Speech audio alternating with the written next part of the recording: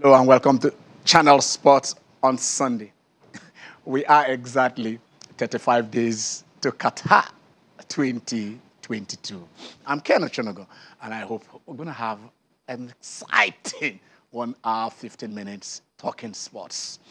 Like we said, 20th of November. Keep that date. Don't forget it. World Cup starts. Qatar 2022. The Winter World Cup. And then it takes you straight to December the 18th, 7 days to Christmas. So whatever you're doing, this winter is the summer of football in 2022.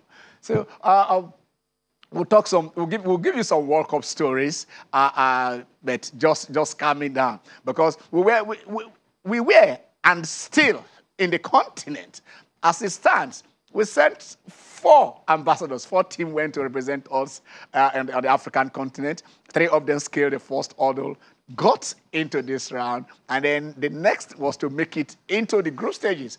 As it is now, Remo Stars failed in the first hurdle. Yeah, unfortunately yesterday, Plateau United and Kwara United are also out. But today, it will be the last team standing. The Nigerian champions. That is Rivers United of Port Harcourt, but now Rivers United of Nigeria, taking on the African champion, Wydad Casablanca of Morocco. What is going to happen? Yesterday, our teams went on goals aggregate.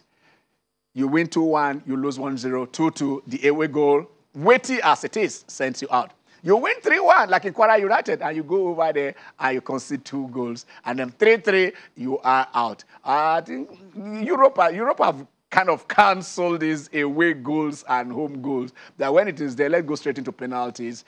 When it becomes the luck of the draws. But that is what it is. Today, Rivers United will be fighting, not just for their lives, they'll be fighting for $20,000. Because the governor said, qualify.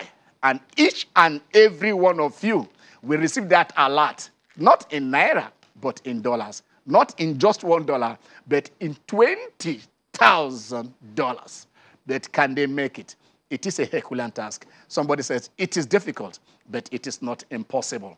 When our experts join us, they will analyze what happened during the right yesterday. It's been all the controversy of the penalty that was awarded against Plateau United. Was it a penalty or not? Where did the foul start? Did it start right outside and stopped there, or did it continue? A lot of divergent views. Remember, even anywhere in the world, wherever referees take that decision, there are always contradictory views. People say, you robbed us, others say, you've not been fair. But then the experts will come in. That is why, even with the experts, FIFA said, let us have a VAR. Let us have the technology to aid us in making these decisions. And that was what was absent yesterday night. It fell on the Egyptian referee to make that particular decision. Unfortunately, we were at the receiving end of that particular decision. And then he's back. He went for that trilogy. He was unbeaten before he met Tyson Fury.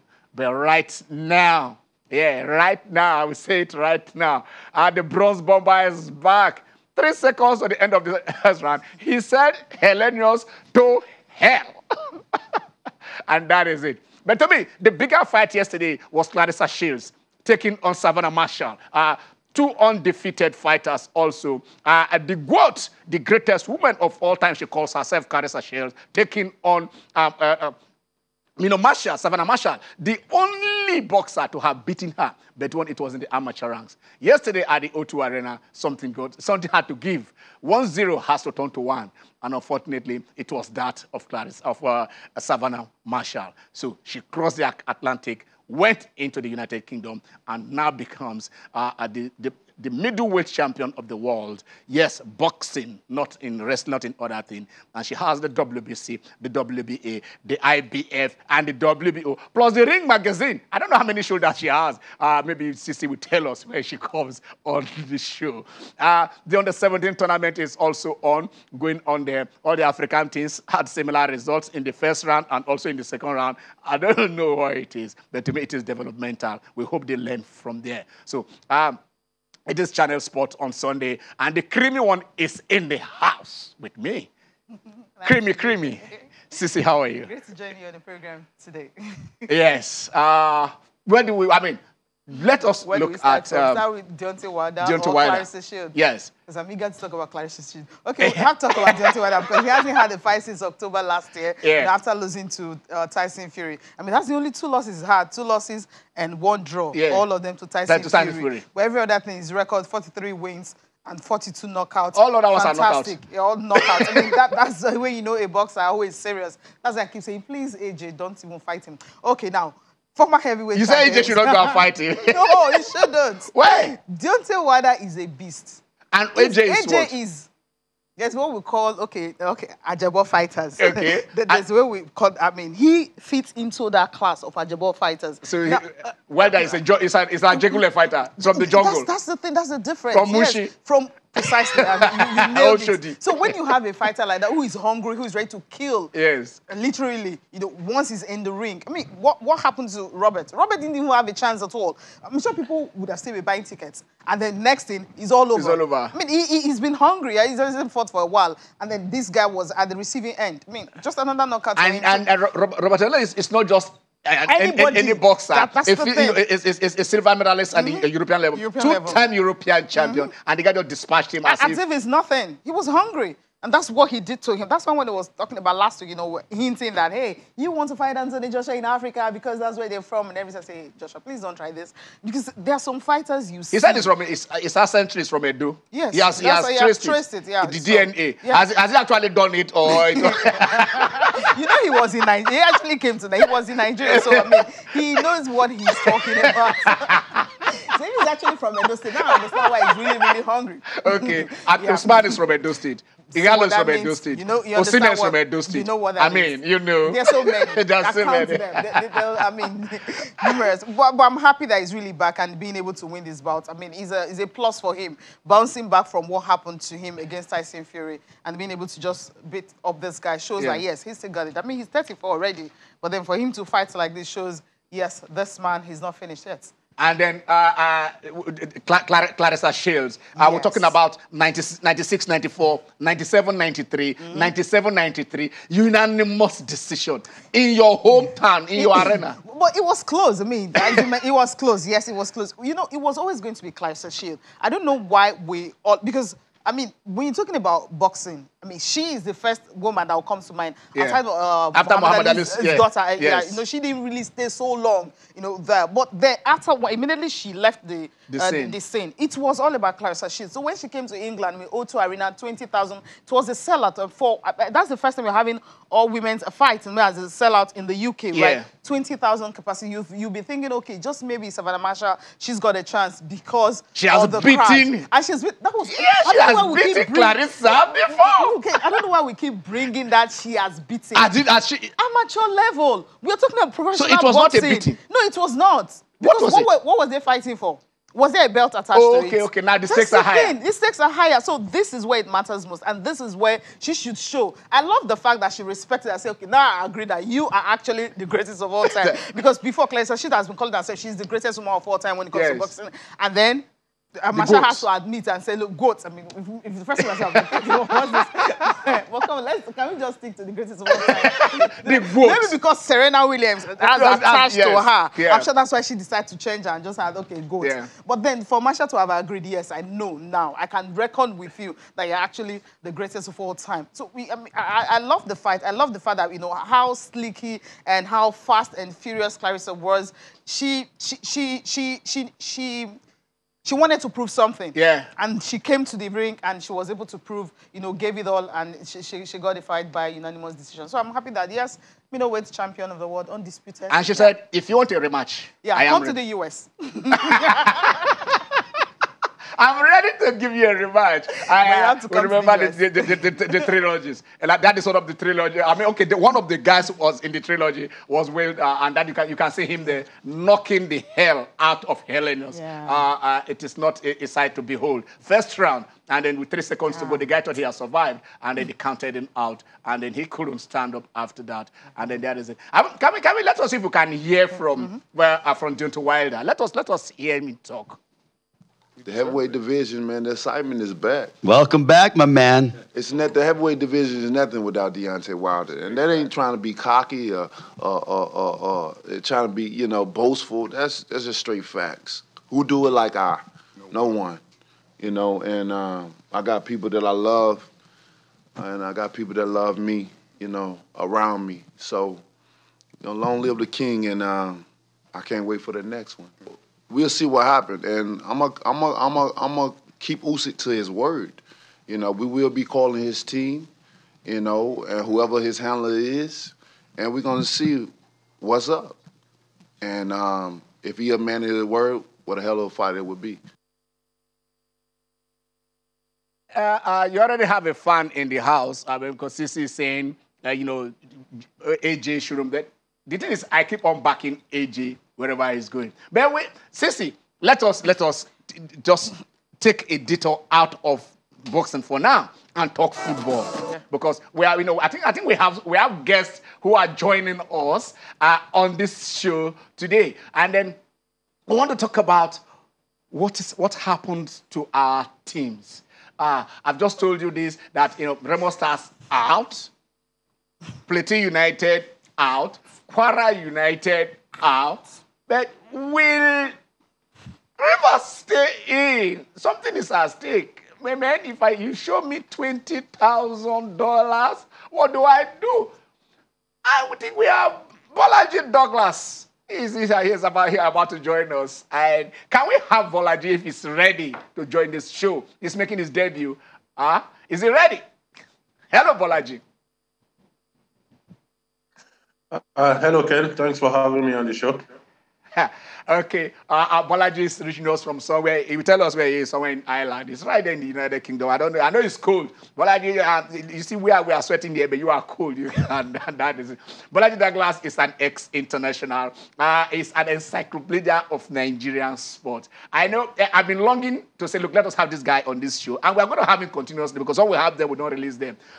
He's on that brain, what goes on there. He has a knack for letting you know this it is. But that is not just Bolaji's. Bolaji played for a lot of clubs in Nigeria when we have Nigerian clubs. I'm not saying we don't have Nigerian clubs now, but when the league was peopled by men, Kwasu Bombers, you can talk about that. But when you talk about New Nigerian man, the great NNB, he played for NNB. Up Suti, he was there. And then with Amodu, the most iconic Nigerian coach ever, himself and Keshe and Joe Erico, he played under Amodu. They conquered the continent with BCC Lions. He traversed the continent. So we are going to come in and hear from him, his experience, what it was like playing on the continent. That is why we went to hook in somewhere. Hello, Bolaji. Plateau United out. Kwara United out. Remo Stars. I don't know. They just gave us North Africans. We used to have this phobia for North Africans, but you never had a phobia for them. Bolaji, why?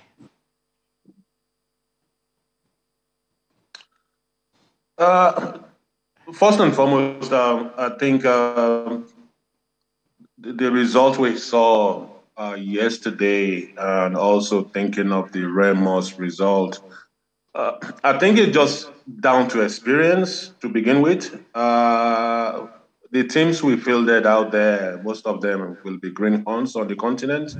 And the teams they lost to, like the game yesterday, the Plateau United game yesterday, I think the team did well, but against Esperance, playing a team with continental experience more than they have. I'm not surprised with Remos' results. For me, I just think going on the continent was like a baptism for them. If they can keep their trajectory, maybe in the years to come, the experience will do them good. I was paying for Plateau United. They had a good game. They were doing well, but I think the referee, anyone could have made that error. I saw the clips, and I just think the referee decided to err on the side of the home team and also on the side of the attacker by awarding that penalty. Kwara United, I thought they were going to do it. The way they went down with two quick goals just showed you a team that probably just didn't have the experience or suffered from stage fright, because with 2 goals advantage, I think they were good enough to be able. If they had played the way Plateau United played, we probably would still have a team in the tournament. But on the long run, I just think, they also come to lack of that continental experience. The problem is, will they still be around to try again next year?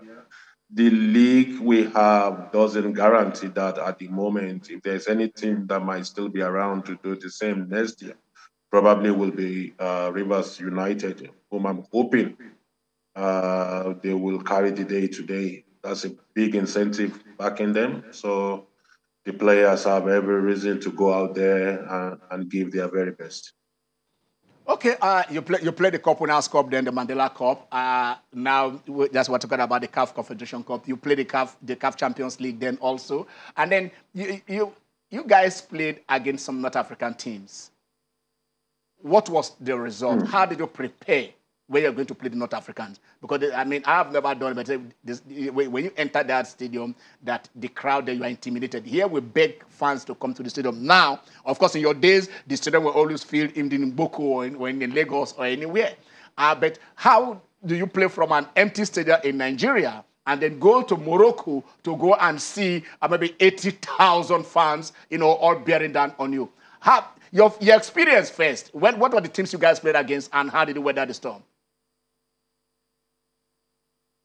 One of the things I can boast of by playing under Amadu was that I think he was the first Nigerian coach that will take teams down to North Africa and come out unscathed. The first time we went with a team to North Africa was when we played, I think it was Esperance, in the finals of the 1990 Mandela Cup. We beat them in Lagos 3-1, and of course we knew we were good enough. Over there we played 1-1. We've been there to Algeria as well. We've never lost with BCC. And what do we do differently? Prior to that, most Nigerian teams will win well, and then go back there and we will concede the advantage. And the reason for that was the way we set out to play.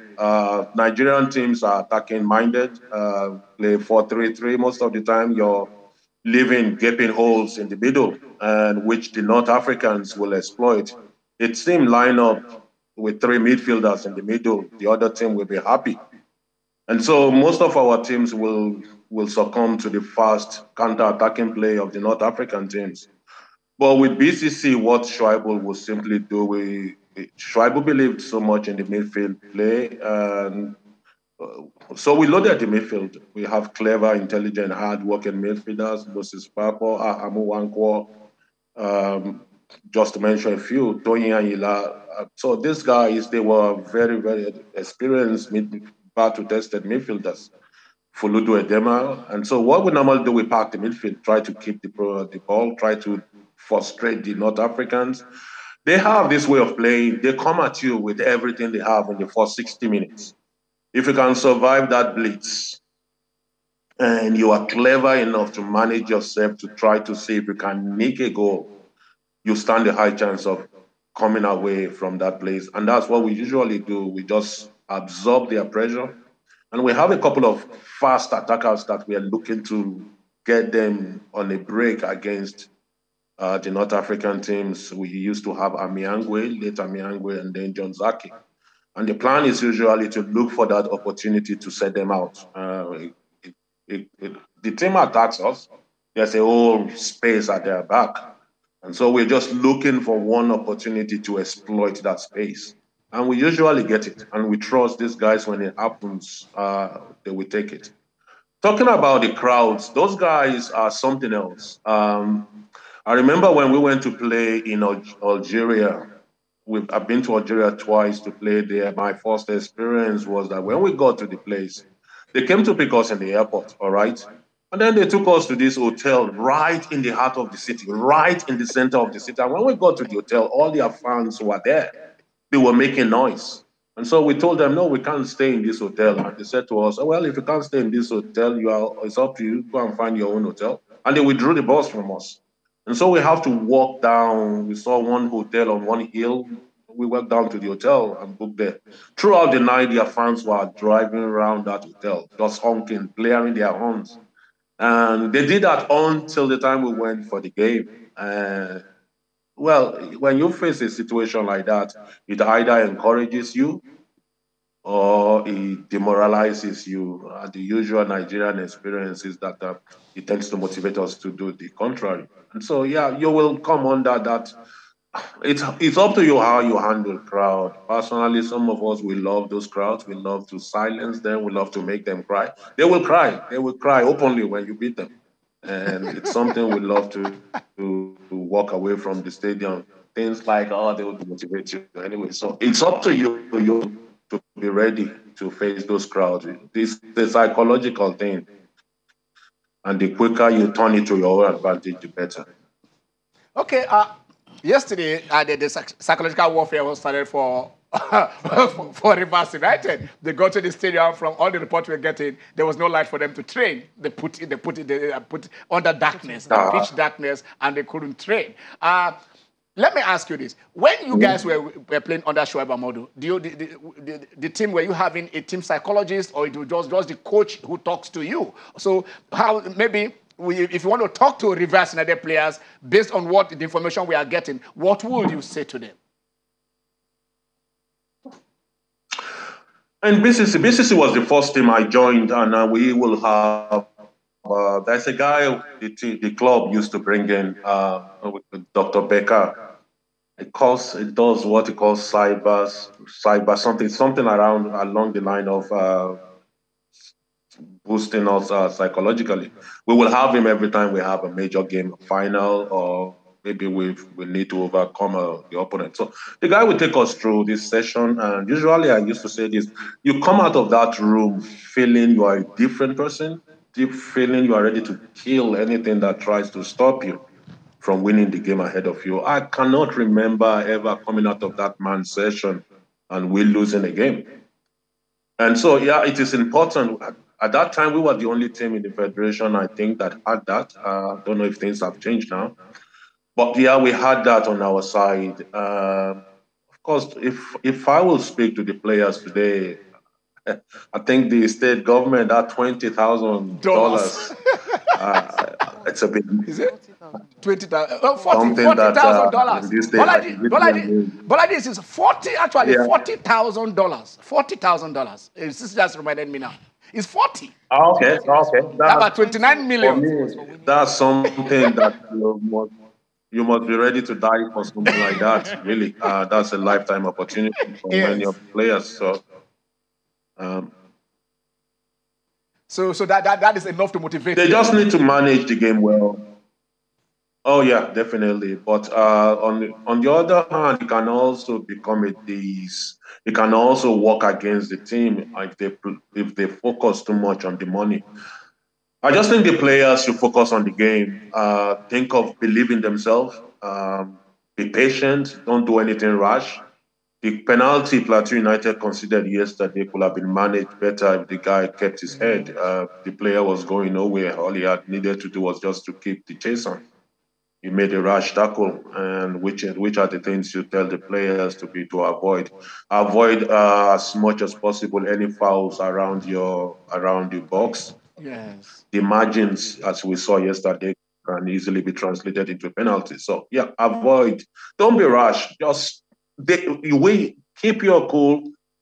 Absorb as much of the pressure as you can. Don't waste your chances. You will see them getting frustrated. That's one thing about the North African teams. You see their frustration. They start getting angry, fighting, doing. So you want to get them into that zone. Once you see them looking frustrated, victory is around the corner for the team. Okay, Bolaji, we want to go on a very short break. We'll soon be back, and then we'll still picking your brain on this. Stay with us. It is Channel Sport on Sunday as we go take our first break.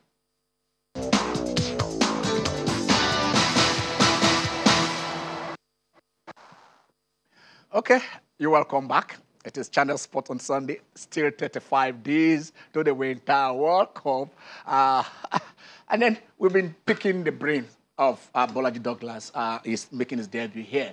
But another guy joining us, Sisi, is coming in from Kaduna. I hope Moise. Let's see. Bolaji, I've been told that Moise also joining us on the show. Where is Moise? Hello, Moise. Moses is up. All right, Moses to come and join us. And I hope he will be kind enough the way Bolaji has been kind. And not knock those things off. Okay.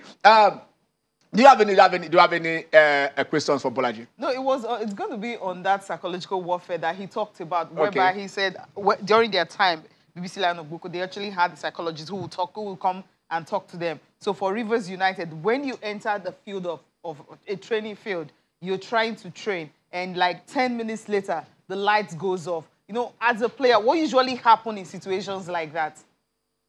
Go on. Because you look at well, you're thinking. Okay.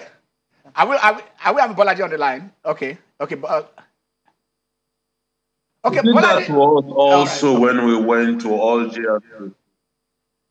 When we went to play in Algiers, we experienced something similar to that. Let me share one experience, a particular encounter in Algiers.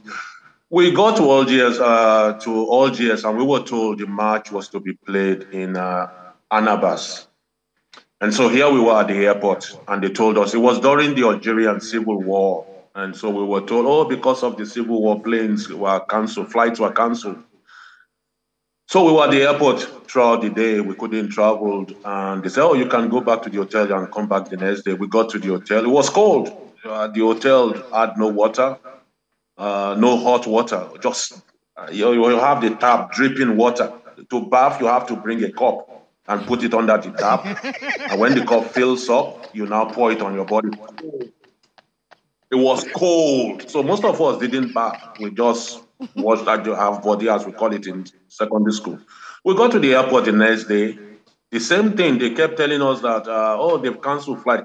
Then we spotted Mr. Bolaji Ojoba spotted the match officials being smuggled. They wanted to smuggle him to the game venue. And so he rushed to them and told them what was happening. And they said, they were going to call us to that the flight was ready. So they took us. That was how we made the flight. The plan was to get us to that place as late as possible to unsettle us. When we went to train, they switched off the light as well. But you just have to keep your cool. You just have to understand all these things are being done to put you off. And it's up to you as a player you just turn it around. You turn that, what they are trying to do to discourage you, you turn it around to motivate yourself. Okay. You make it to get you angry, make you more determined. You become punish. The only way you can punish them is on the field. We will meet on the field. We will meet on all this thing you are doing. You will meet on the field. You just channel that frustration to the game itself to make sure that you pay them back, because that's the only way you can get back at the team. No other way. So that's what the players have to do. Don't get angry, don't get provoked, but channel that frustration to doing something good, to bringing out your best on the pitch. Okay, one more from me. With this thing has been happening. I mean, the North Africans, they kind of mind games, so to speak, they play whenever they are facing other African opponents. CAF obviously have something to do. How will you advise them? What should they do? I mean, the kind of punishment that should be put in place, or maybe policies, or maybe have to inculcate it into their own football, I don't know how to put it, their rules that things like this shouldn't happen. The competition. And when it does, for both the CAF Confederations Cup, the CAF Champions League, when it happens, then the countries responsible for that, or the clubs responsible for that, maybe it should be fined, or the clubs ban, or something like that. Can CAF come up with something to actually stop this kind of situation? Because it's been on for years. You talked about your days when you were playing. You suffered a lot. 1990 to now is 32 years, Bolaji. It's still on. Yeah, you will think something like that. Three decades. You will think something like that no longer happens. You will think they will have taken care of things like that. I'm surprised when you said they switched the light off. I'm scratching my head. They're still allowed to do things like that. It's up to CAF. There's always been this politics with CAFs, the Anglophone versus the Francophone. Yes. And then you have the Maghreb region and versus the rest of the... So there's that politics of it still going on. And I'm surprised they're still allowing teams to get away with things like this. I think maybe if the teams that are victims of this can capture these incidents and go to CAF and make a strong plea, or what will CAF do? Find the team maybe? And even you see that the governing bodies don't really want to go hard on teams, especially the ones who will be the traditional teams in the competition. Somebody does like something like give them a fine of $500, doesn't change anything really. So I will be surprised if we haven't had instances where CAF has punished teams. But the question would be: are those punishments are they fitting for the crime? When a team does something like that, I think they should be banished from their home, taken to a neutral ground. I think that will begin to send a strong message across that you can't get away. The Algerians were noted for that. Everybody all over Africa knew the Algerians were noted for that kind of behavior at that point in time. I hope they have changed, but this is Morocco. I'm hearing the experience of Rivers United. Some of these things is just a club, their way of trying to frustrate the opposing teams. There has to be a standard here that has to be kept, which if it's not kept, the teams that are found guilty should be fined. Okay, Bolaji, we'll still come back to you. Sisi, let's look at what is happening at the under-17 Women World Cup. Okay, How is Africa faring? I think the three countries taking part, they've won one game each. I mean, they lost in their first opening games. It was more like baptism for them. Okay. Tanzania, for instance, I mean, they've scored their first ever World Cup goal. Yeah, that was what they did, when they were able to beat France. But if you look at these African countries, what they've done so far, yes, they came into the group stage a bit jittery, but right now they've been able to pick up winning their second group games. Of course, the last group games will be on Monday and Tuesday. But let's just take a look at the results so far. The first games and the second games that were played by African teams. For Nigeria, we'll start with Group B, where you have Nigeria. Of course, Nigeria first game wasn't a good one. They scored first, but then they went 2-1 down to Germany. That game ended 2-1. But the second game against New Zealand, who had lost to Chile 3-1, Nigeria were able to beat them 4-0. So it was a 4-star performance from the Flamingos. Then the next game, the last game, will be against, of course, another big team, against Chile. But can they do that? If they're able to beat Chile, of course, 3 points in the bag, and that's 6, they will move into the quarterfinals. But for Tanzania, which is really why we are happy because of what they were able to do. Yes. You look at some of these countries. I don't know if we can see the fixtures coming from. There's the fixtures and result. If you look at what Morocco and Tanzania were able to do, it's something you can be proud of. Beating France 2-1 is huge. Even with a red card. Even with a red card, yes. Precisely. And this a team, the players, they lost 4-0 in their first opening game, 4-0 to Japan. So 4-0 to Japan wasn't a disgrace for them because we know how Japanese, how good they are when it comes to women's football. At all level, yes, from the under-17 to under-20 and then the big one. The big one. So for them to be able to bounce back, I think they are the most outstanding team so far. You lose 4-0, not scoring a goal, and then you're able to score to beat a superpower, against France. So that's huge for them. What they need to do now is to beat Canada or get a draw. They will be, they'll be into the quarterfinals. Also for Morocco, I'm not surprised by the Moroccans because it's more like a broken record that we've been talking about the Moroccans, what they've invested into women's football. We mentioned that whenever they are going for the sponsorship drives, for the national team, I mean, the sellout is the women. This is what our women are doing. I mean, you have to put money into this. How their federation are actually paying, coaches and players of clubs, in Morocco. So that's huge. That's big. So they've been able to build a structure over the years. So when you're having their under-17 doing very well, you know where that is coming from. So Morocco, of course, they did yes, the 3-0. Yeah. They are senior team, the Falcons. No, yes, I'm only trying to. I'm not trying to spoil your mood. Can we just talk about good things, okay? Morocco and India. Morocco lost their first game. They lost their first game to Brazil by a lone goal. But But the second one, they won 3-0 against India. Meanwhile, India, in their opening game, Yeah. they lost to USA 8-0. So they are out. They are done and out. I think FIFA just trying to say, okay, but let them have a culture of football in India, taking India, taking women, it round. yeah, that's Yes. what FIFA is trying to do. Yeah. But at the end of the day, at least the Indian girls, for them to be able to at least, you know, have opportunity to play football at this level. So it's already a win for all of them, for their country and for the girls in that country. And for football. And for football, of course. But Morocco, they have a tougher one because that group was a group, when I looked at the group, I'm like, okay, what are they doing in this group? So their next game, or rather their last game is going to be against USA. So, which is on the 18th. So against USA, we'll see if they can win that. So I thought we'll be able to see our fixtures, but we can't see them. If I can run through all the results, Group B result, we have Germany 2-1. That was the first game they played. New Zealand and Nigeria, of course, are 4-0 in favor of Nigeria. Then Germany and Chile, Germany beating Chile 6-0. So Chile beating New Zealand 3-1. So right now, Nigeria and Chile will be in action on Monday, and that's 12 noon Nigerian time. That's when the match will be played. Hopefully, you know, the girls can, you know, do something really wonderful, and then we'll have something to cheer about. All right. Get into the next stage.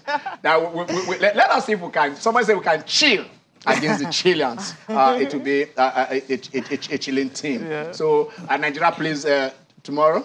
Yes. While Nigeria and Morocco plays. I think or Tanzania. Yeah, and then they want to play on the 18th. On the 18th, I think Tanzania and Canada. Tanzania and Canada. Later, then Morocco and and Morocco USA play the last on the 18th. Last group so the games. 2 matches tomorrow for the African teams. And let's hope if they win, if both of them wins, Yeah. I mean that they should be able to scale through to the next round. Yeah, we'll be happy for them. Yes, you have no choice. All right. We still have Bolaji Douglas there. We're still expecting the King of the North to join us from Kaduna. I don't know what is happening. He said he'll be here. Anytime he says he's coming, he is always around. Bolaji, let's take this World Cup story. There is the story that the Home Office has banned, right, about 1,308 violent and abusive fans from going to the World Cup. They say, look, the World Cup, we're going to have a secured World Cup, and we don't want some miscreants to go and spoil our names over there. How bad is hooliganism in British football? Is it a culture? You nailed it right there. I think no, it's not even a matter of thinking. It is a culture.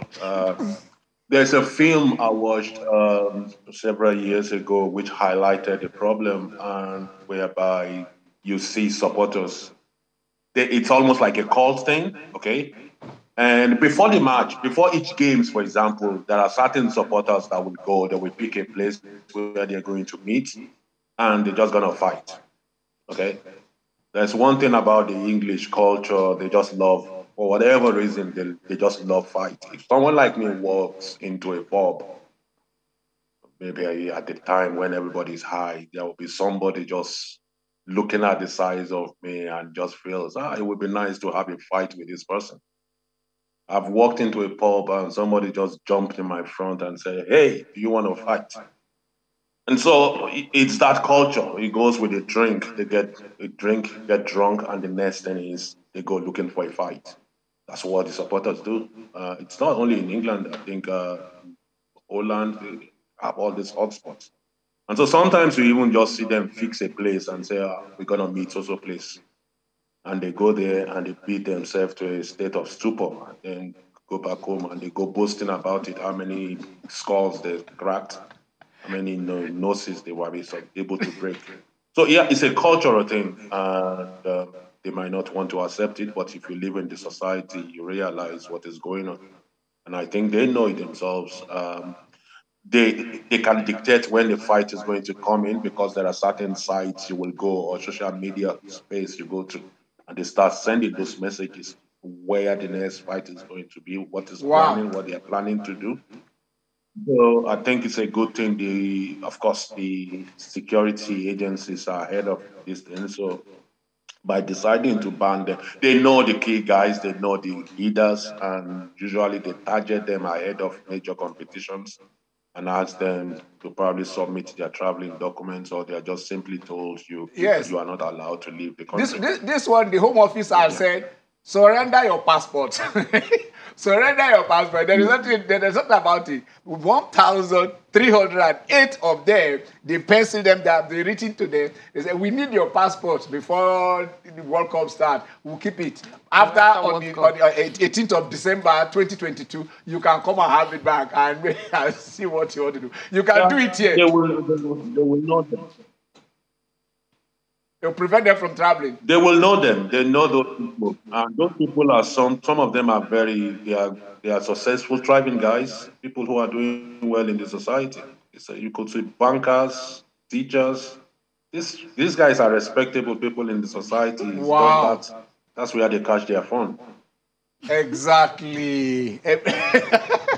We fight all the of professionalism. Okay, I want to see probably if callers can join us at the lines, if we can open the lines. If you have any question for Bolaji, you ask him. We're still expecting Maurice to join us. He has not. We do hope that he will while the show is on. But we will also be joining the show soon. But let me go back to Sisi. Sisi is here. Sisi is talking about the Arise tournament.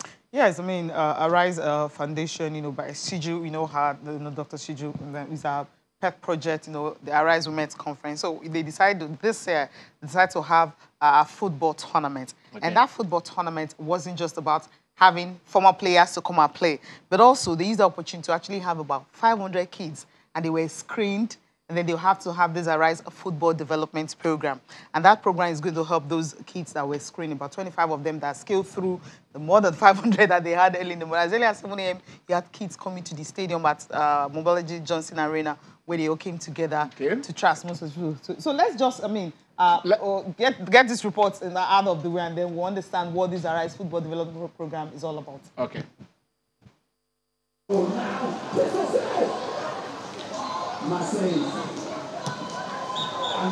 It's a busy day at the Mobology Johnson Arena, Onikon, with over 500 kids and teenagers warming up to be among the 25 players that will find a new path in their football career. An opportunity made possible by founder of the Arise Women Conference, Shiju Iluyomade. I learned also on this journey that you catch them young. That it's easier when you catch the talent at before 10. I was shocked. I thought it was the oldies with their stiff muscles that played football. They said to me, no, it's the child. And that is why those children came. So if they have a future, you will see it. It's just like a genius, you would know. With warm-ups over, players engage in a football match and the best are chosen.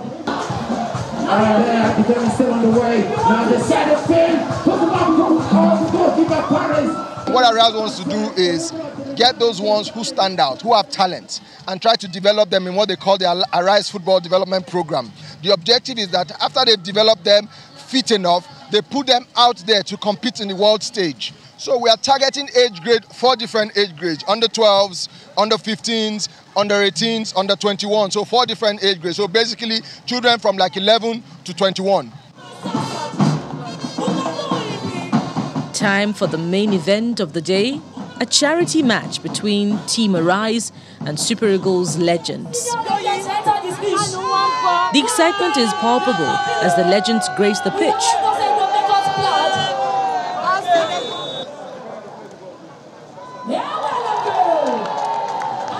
Tijani Babangida and Samson Siasia roll back the years as the legends emerge 3-1 winners.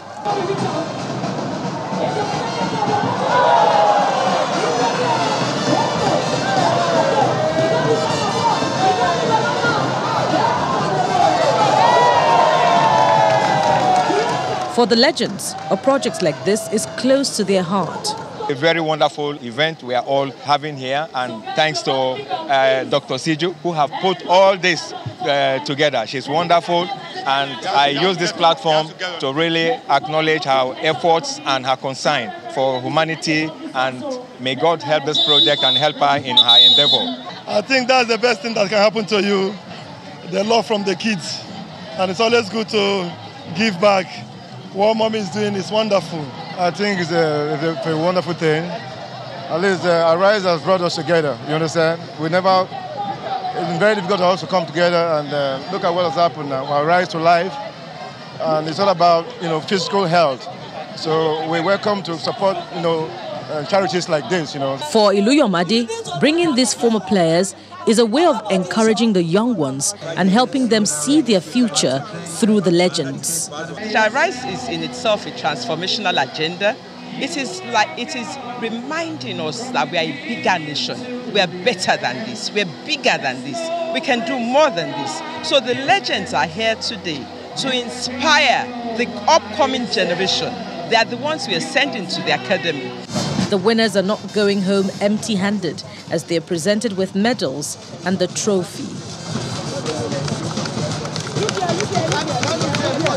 The legends also acknowledge Shiju Iluyomade with an award for her contribution to sports development and several humanitarian projects in assisting the less privileged in the country.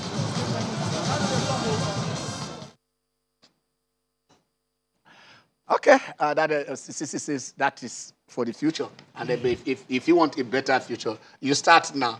The future is prepared now. Is now, yeah. Okay. Oba is in the house. But Oba won't take anything from you because we want to go on a short break.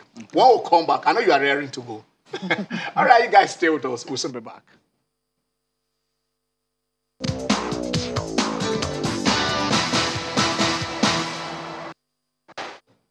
All right, you're welcome back. Wemi Ajala is in the house, like I said before, went on break.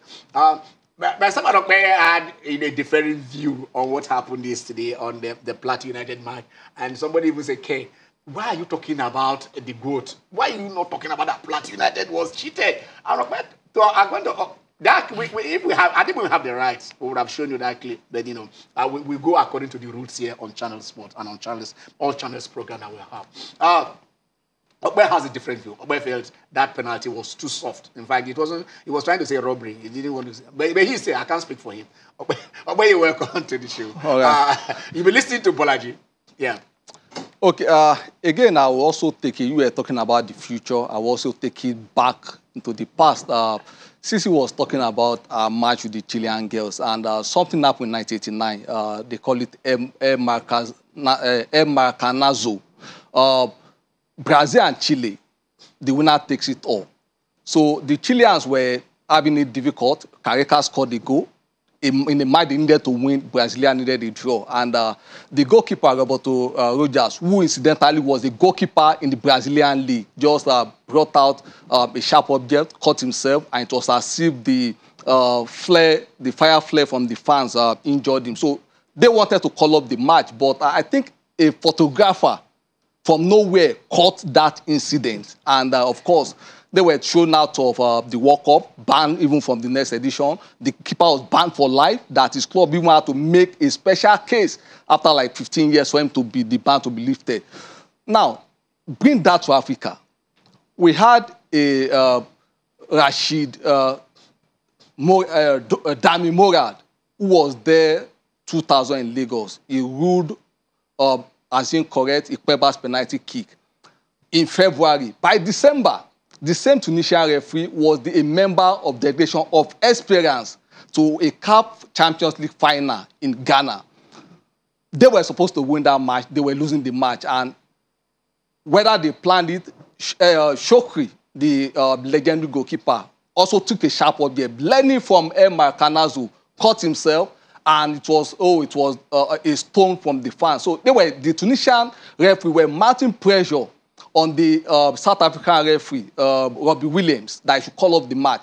The same Dami that ruled off Ikpeba's goal in February, same December, went to the dressing room, pressurized the referee, South African referee, to actually call off a Champions League final match. It was banned for a year. From nowhere, the same CAF still shortlisted this man for the next World Cup in 2002. He was still given the AFCON final 2006 and World Cup in 2006, the Mexican Ecuador match. So we are back to the same experience of Tunisia. You saw that goal? The contact was clearly outside the box. In nowhere, whether pre-VAR or post-VAR, that would never have been a penalty. Well, that is how Plateau United didn't play to win, but they were robbed. But from what I saw, the initial contact started from outside the box. The player tried, to kick the ball, but missed. And it was that momentum when they were almost already in the box that he fouled the player. But like I said, VAR, even with your eyes, I mean, you need a VAR to now start drawing lines and say where did it start and whatever. But in the absence of VAR, it now left with the referee's discretion. I will just sum it up this way. You have this adage that when a man is being reputed to be a violent man, never lean by a broken door. So experience of Tunisia, they have history. This history, the antecedent of bad officiating, and so we'll take it. And CAF will just condole everything. Indulge the North Africans. Them. So I think that's something needs to be done. And we have Nigerians in CAF. I think the head of security for CAF is actually a Nigerian. Yes, Chris. Okay, he was the presidential candidate. He was for NFF elections. Yes, of course. So I think maybe he needs, we interviewed him on this program. Maybe he needs to draw out a program, right, and give to CAF for those teams who persistently distort other teams, mind games or whatever they're doing. I mean, it shouldn't just be a fine. A fine is too lenient. Yeah. According to what? I mean, he's still with us right now. What he said is the right thing for me. I think banish them to play. Dr. Mero, yes, but no, I'm talking about Emeruwa. No, not Emeruwa. The guy on the show. Okay, Bolaji. I'm talking about Bolaji. Okay. When he mentioned that fine is never enough. Yeah. It's never enough. Banish them to South Africa, southern part of Africa. By the time you take them to Tanzania and Lesotho and they start playing their football there, I'm sure they will learn. Or they play, the enclosure, I mean, they play without No, fans. there's no behind closed doors because you still have to travel to their country. You don't need to travel. Since they can't, they are not receptive. I mean, they don't know how to play fair. They don't know how to welcome visitors to their country, apart from tourists. But those who are coming for tourism, but those who are coming to play football, they don't know how to welcome them. I mean, he mentioned in Algeria they were put in a hotel. I mean, a very lousy place, and they had to trek from a mountain down to look for another one to stay for a CAF competition. It doesn't make sense. So if CAF can take them to countries like Lesotho or maybe DRC, Congo, where they can stay, and then you don't have to travel to their country, I'm sure they will learn. I'm sure they will learn. Okay, let's come back to what most Nigerians love, footballing that is going on, club football this time around. And let's see some of the matches. Some matches were played in England and other European leagues yesterday. Some will still be played today. But let's see if we can get some of those results of those matches that were played yesterday in England. Because today it will be the Battle of England now. It depends on the teams at the top. At a point, it was Manchester United, Liverpool. Then it was Manchester United, Arsenal. Then it was Chelsea. And right now, it is Liverpool, Manchester City. I mean, they are in the past 5 seasons. That is how and in the future, Newcastle. Okay, you said in the future. Foreseeable future. I'm not clairvoyant. I don't have the power of clairvoyancy, so I don't know in the future. We have seen some teams that had money. We saw some very rich. Leicester came in and then they had money and something happened. Let us translate that their new found rich. Leicester money is not as big as Newcastle's money. I mean, when you're talking about money, you mean money, real money. Okay. So Newcastle is real money. The last 2 matches been scored 4, scored 5. So let's see what happens today, Ken. Okay, maybe they will score 6 The last today. 2 matches have been 9 goals. Okay, so they will score 6 today. So you don't score 9 goals in 2 matches. They're actually playing Manchester United. Let me remind you. So they're scoring 6 against Manchester United. No, I'm not. Is that what you're saying? No, not me. No, you just said they will score 6. So I have to remind you that they're playing Manchester United. 60. 4, 5, 6. I mean, in that order. Yes, in that order. Okay. You see, it depends on the goal you are scoring. There is always an own goal. They can against the football results from yesterday's game. You have Leicester and Crystal Palace goals. Bolaji is watching. Bolaji, I don't know. You guys don't even play football in Ireland. I mean, which is the big teams in Ireland? Bolaji. Bolaji, did you play football in Ireland? I'm just asking. To be honest with you, we play football in Ireland, but Ireland is not different from Nigeria in the sense that they play rugby more. It's more of the rugby. It's the only national team that they follow with passion. Most of the Irish people will also follow the Premiership. Okay. Most of them were born in the US. Liverpool, Leeds, Manchester United. No, our situation is very much like similar to what we have in Nigeria. But they have a league here, but no, it's nothing about the league really. Okay. If any player is good here, he's going across this to go and play in the UK. It's crossing the border, and of course, anyway, it is still within the United Kingdom. That's So where the money is. that's where the money is. You follow the money. Okay, let's see if we can we have the results of the match that we played. If it is ready, the match that we played yesterday. Do we have them ready? I don't know. Okay, you know we are taking another. The show is on. The show is on. Yeah. So result, you have Tottenham and Everton. It was 2-0. Tottenham winning by 2-0. Yeah. Wolves and Nottingham Forest 1-0. Wolves winning. Fulham and Bournemouth ended 2-2, and Leicester City and Crystal Palace are goalless. Result that is not good for any of them. Okay, those are that. Okay. That's the result right there. It lifted them at on the table. I mean, it didn't push Leicester out of the bottom out of the bottom row. Yeah. And Forest condemned to the base of the Premier League. But that's not good for Monedeles. And I want he came in on the 86th minute. I don't understand why you're bringing the two players who signed, the two key stakeholders in scouting and signing new players, who signed 22 players over the summer, they will be sacked. And so let's see what happens with Forest. Okay, but in Forest, they just renewed the... for the manager, the contract of the manager. Yes, but now they have a new director of sport, an Italian, Giovanni also. So, but the two guys who spearheaded this summer signing of 22 players, they've been sent packing. Then you have Spurs also moving same point with City, though we are superior goals difference of +22, +12. So it's for anybody this year. Let's see what Spurs. Of course, this is their best start in a Premier League season. And I think the viewing center were off shop yesterday. They missed especially this match because viewing centers were just preparing for the summer Sunday today.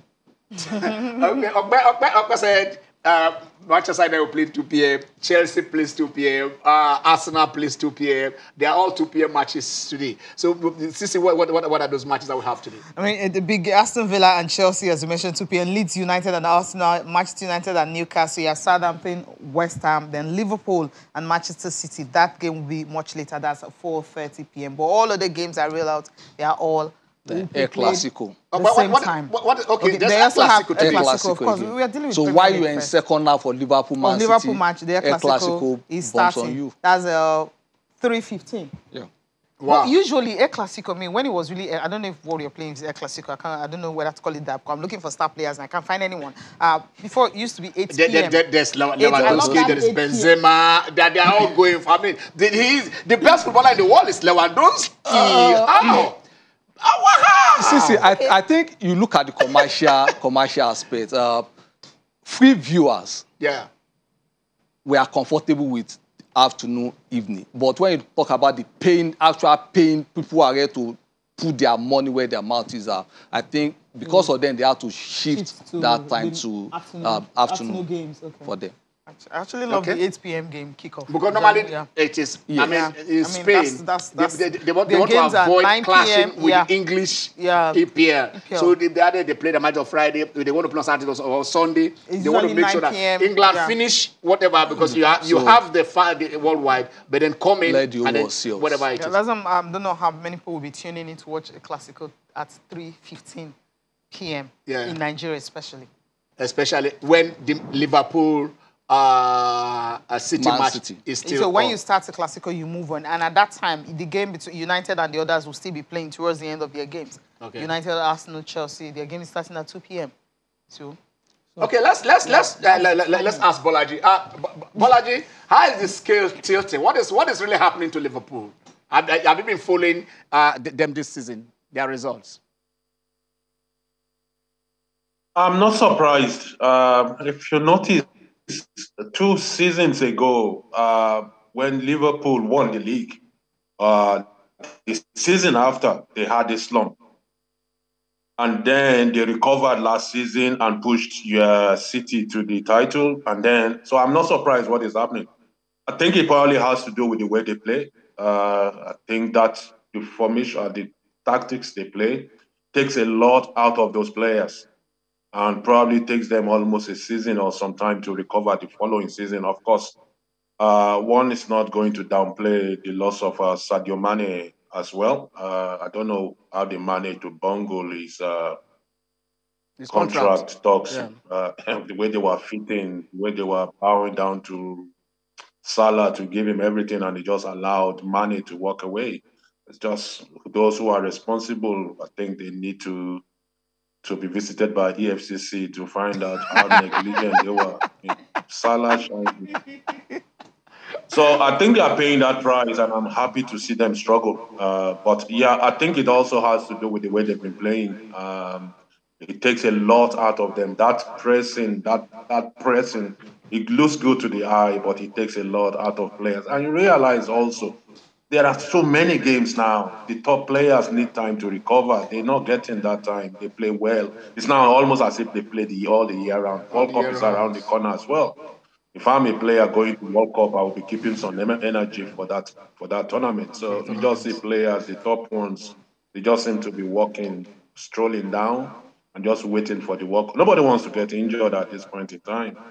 So it's just unfortunate, but that's the pattern. I'm not surprised seeing Liverpool struggle. They probably will recover.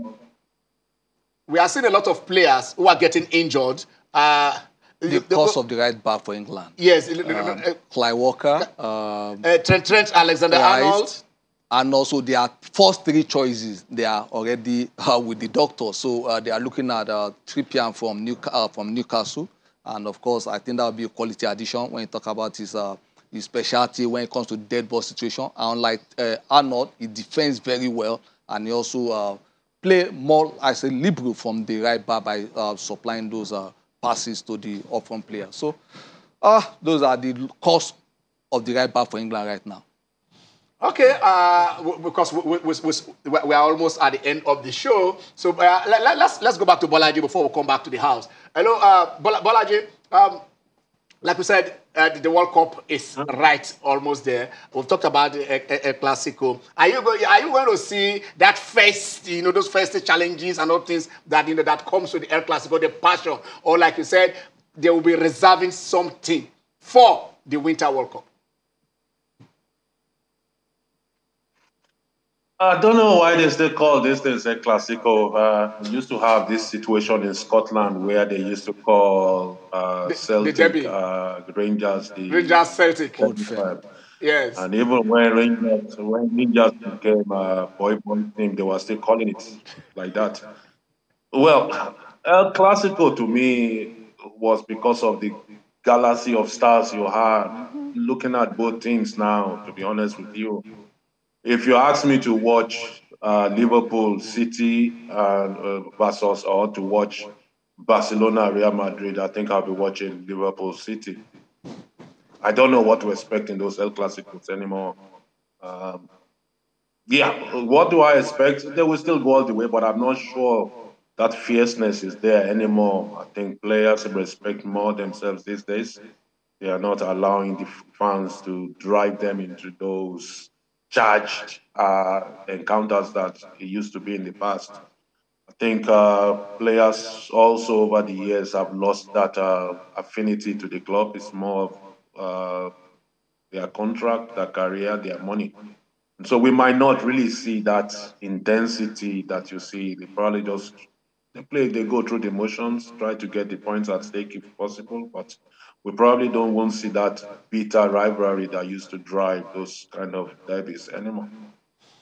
Okay, Bolaji, it's been a pleasure having you, and I know that we'll keep bringing you here. Not that we'll kidnap you. And then, I don't know if I should tell you guys, Bolaji is actually writing his story on football. So we would like to hear those stories you told us on how they dropped you in the center of the city and you guys couldn't sleep. We're waiting for that. Thank you, Bolaji, for being part of this show. Thanks for having me. It's been a great pleasure. Enjoyed my time here. All right. Okay. We're almost through for the show. Yeah, Ken, I think Bolaji answered the reason why why Liverpool panders to the wishes of Salah rather than Mane. when you talk, it has to do with a brand image. That was that why they were disappointed when Senegal won? No, because go to the Arab world. Salah is the poster boy of football. Yes. So, but how many places in Africa, Sub-Saharan Africa, have you seen the poster of money? So, because it's about the commerce, power. That's where the money comes from. Yes. So, it's the same thing with the El Clasico. You don't have the player. Lewandowski will throw into the first team of any team in the world right now. But because of that, he lacks that brand identity. That is it. We have the player, but not the brand. You have the player, but not the brand. You agree with him? No, it's not. I understand what Liverpool were trying to do, but at the end of the day, they lost a fantastic player, and that's why they're struggling. Because Mane happens to be the spine of that team. I'm sure they didn't know that. They didn't understand that. That's why they allowed him to leave. They shouldn't have. It was they would have asked me because I knew that a long time ago. Yeah. It was a very big mistake for them to allow. And it was not. I think it was disrespected. It was disrespected, which to me Mane, good enough. You understand? I think Salah didn't attend. Mane attended. And Liverpool struggled. That was when I knew that, man, this is the thing. Yeah, he's the spine of the team. And right now, Klopp is literally crying. Yeah, that's good. We'll keep going down. But they are getting the goals. Let them keep the ball. Rangers. No. They are playing Man City. Let's see what's going to happen. Right? Rangers, right? 7-1. Let's see if Salah can do a hat-trick today. Okay, let's see. Let's see if Salah will do a hat-trick today. I tell you, it is, all I am going to tell you here is go and enjoy yourself. It is 35 days to the World Cup, and this is where we drop the pen as usual. I'm Ken Ochonogo. Have a very blessed Sunday.